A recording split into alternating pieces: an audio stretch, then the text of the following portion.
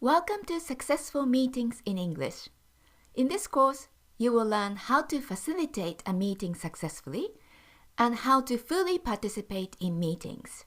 Good luck!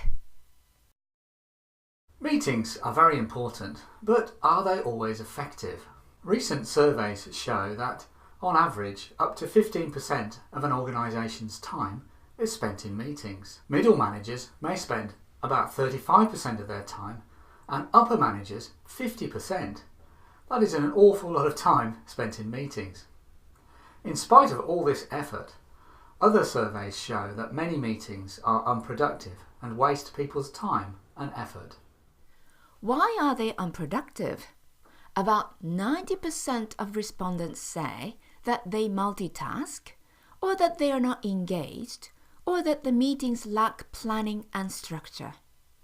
This course will teach you how to overcome these problems, especially if you have to speak in English and it is not your first language. We want to help you have successful meetings.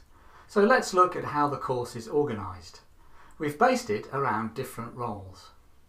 Whatever the type of meeting, there are 3 different roles you can play. The first is the facilitator. This is the person who leads the meeting. Sometimes they are called the chair.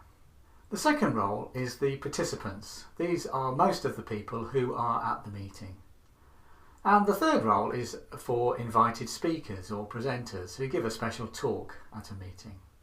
In this course, we will concentrate on the first and second roles, facilitator and participants. Now, let us look at the course and these roles in more detail.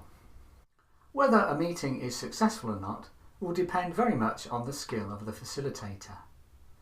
In the course, we will look at 4 different ways in which a facilitator can manage a meeting well. These are starting a meeting, running the meeting smoothly, reaching an agreement, and ending the meeting. We will then take a look at how a facilitator can manage a group well. First of all, by looking at group dynamics, and then at a practical example of how a group can work together to get ideas, brainstorming.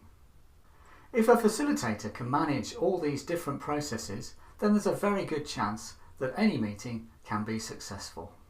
At most meetings, there is usually one facilitator, but there are far more participants, and they are of course very important. We will look at useful language and skills that will help participants to fully contribute to the meetings. These are starting a talk positively, giving your opinions or suggestions, disagreeing in a good way so that your ideas can be listened to, keeping talking so that you can get your ideas across, and finally, being a good listener so that you can support other people.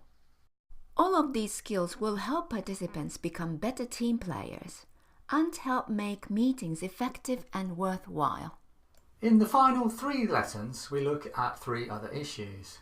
These are taking minutes for a meeting, showing how to run an online meeting, and a final list of tips.